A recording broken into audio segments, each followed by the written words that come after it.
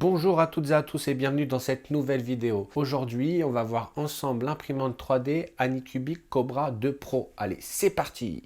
La taille d'impression sur la Cobra 2 Pro est de 220 par 220 par 250. C'est une taille standard dans l'impression 3D FDM.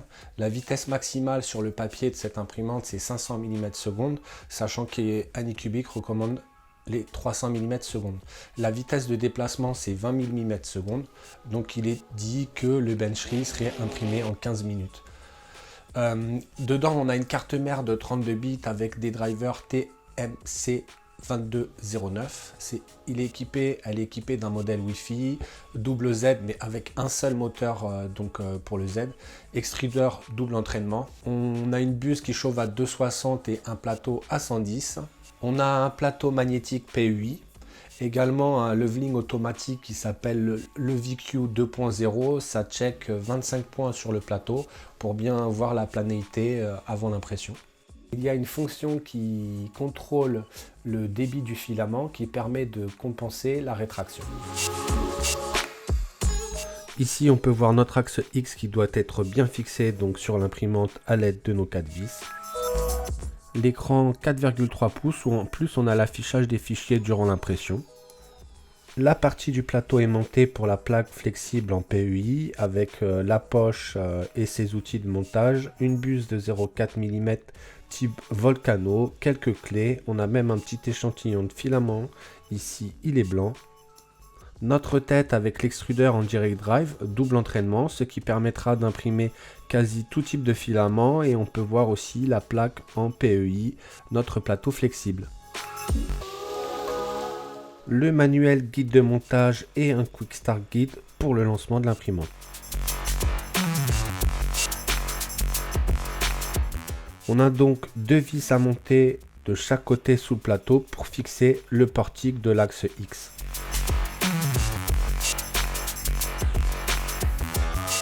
Pour la fixation de l'extrudeur, on a 4 petites vis à venir fixer donc sur la platine et par l'arrière. Au niveau de l'écran, les fixations, on a 2 vis en façade et une vis un petit peu plus longue sur le dessus.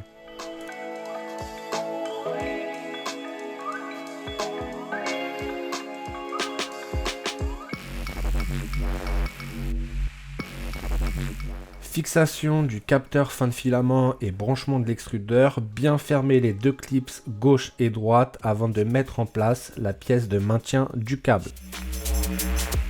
Alors on a mis le plateau magnétique, toutes les connexions elles sont toutes branchées, tout est indiqué, le X, le Z, le filament Run-out Sensor, l'extrudeur, tout est vraiment très bien indiqué. On a connecté l'écran, donc on va pouvoir lancer l'alimentation.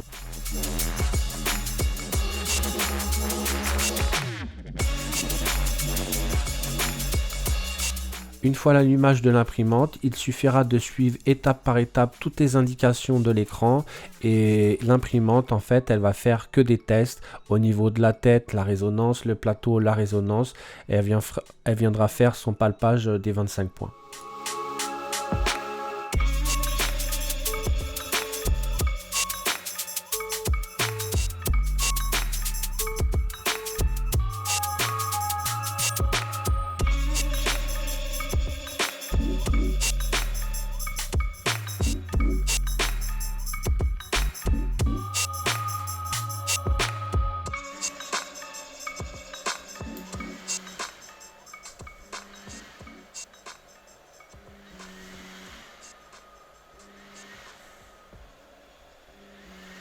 Ici, palpage du plateau, les 25 points. On peut entendre également le ventilo.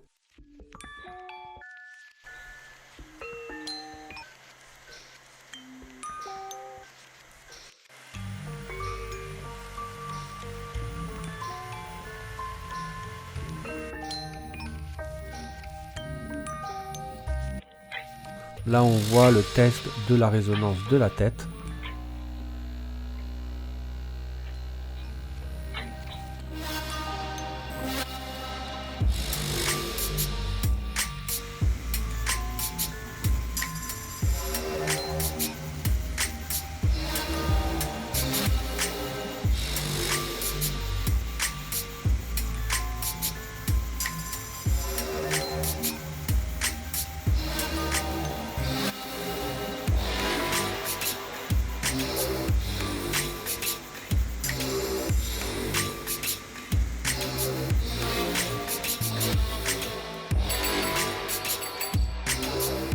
La mise à jour du firmware est téléchargeable sur le site Anycubic. Je vous mettrai le lien dans la description de la vidéo.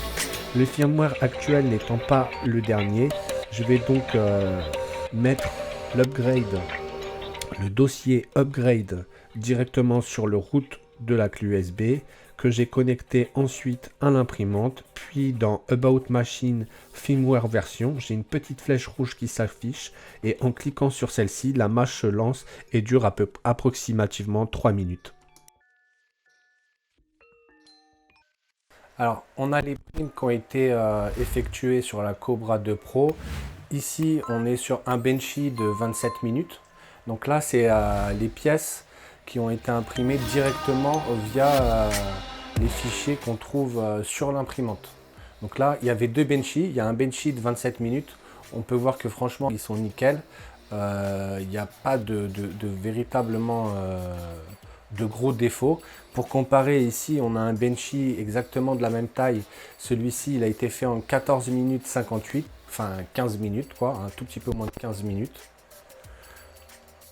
Donc je sais pas si on arrive bien à se rendre compte. Franchement, au niveau qualité, sur les deux, c'est difficile de voir la diff. Peut-être ici, en dessous, là, sur celui qui a été fait en 15 minutes, il y a un petit peu plus de défauts juste en bas du Benchy. Et c'est vraiment très très propre. Après, ici, on continue sur les fichiers de la machine. Là, on est sur un décapsuleur style requin. Donc celui-ci, il a été fait en 11 minutes. Donc encore très rapide. Et c'est pareil, c'est très propre. Il y a peut-être ici, à la queue, la jointure entre la couche, la dernière couche et la paroi qui est peut-être quelques paramétrages à terminer, à fignoler. Ici c'est pareil, on est sur un flexible. Celui-ci il a été, donc on est sur 32 minutes. Donc ça reste quand même assez rapide. Hein. Et pareil, pas de gros défauts. Le défaut, je dirais la même chose que pour le décapsuleur, on va dire la couche qui est pas tellement bien liée à la paroi sur certains endroits. Ça, c'est un fichier que j'ai tranché directement dans Prusa Slicer. Donc là, franchement, honnêtement, c'est très propre. Alors c'est un nez avec une moustache, en fait, c'est un repose lunettes. Alors, je sais pas, je vais essayer de faire des plus gros plans après. Mais vraiment, dessus, il n'y a vraiment pas de défaut, quoi. Et là, on est sur le profil Prusa, donc Cobra 2. Et on est sur du 300 mm/s au niveau de l'impression.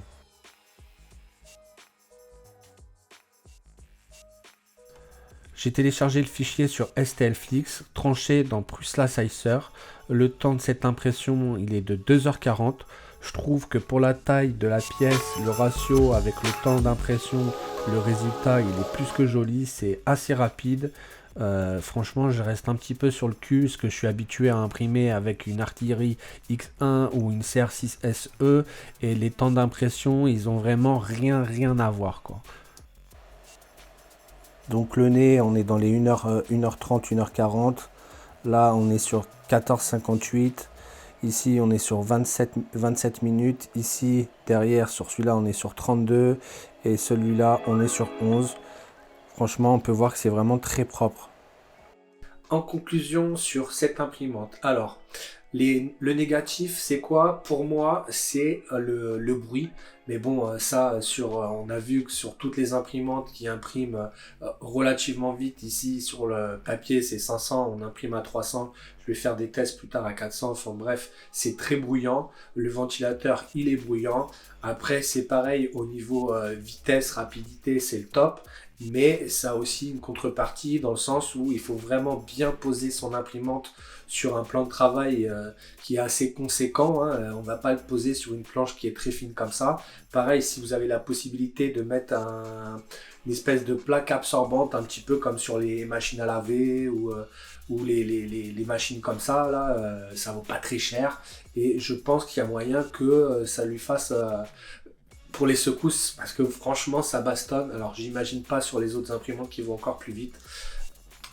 Personnellement, je la trouve très simple d'utilisation. Elle est pareil en 10-15 minutes de montage, c'est assez rapide. N'hésitez pas si vous avez des questions. Vous pouvez retrouver tous les liens dans la description de la vidéo. Vous avez accès à un code promo sur Geekboying qui sort la machine en dessous des 300 €. Donc pour une machine en 220 par 250 qui imprime vite, franchement, pour un débutant qui veut pas s'embêter, il prend cette machine et il est bien. N'hésitez pas à liker, partager et encore une fois, mettez des commentaires pour le ranking YouTube, c'est le top. Et j'espère que cette vidéo vous a plu et je vous dis à très bientôt pour une prochaine vidéo. Ciao!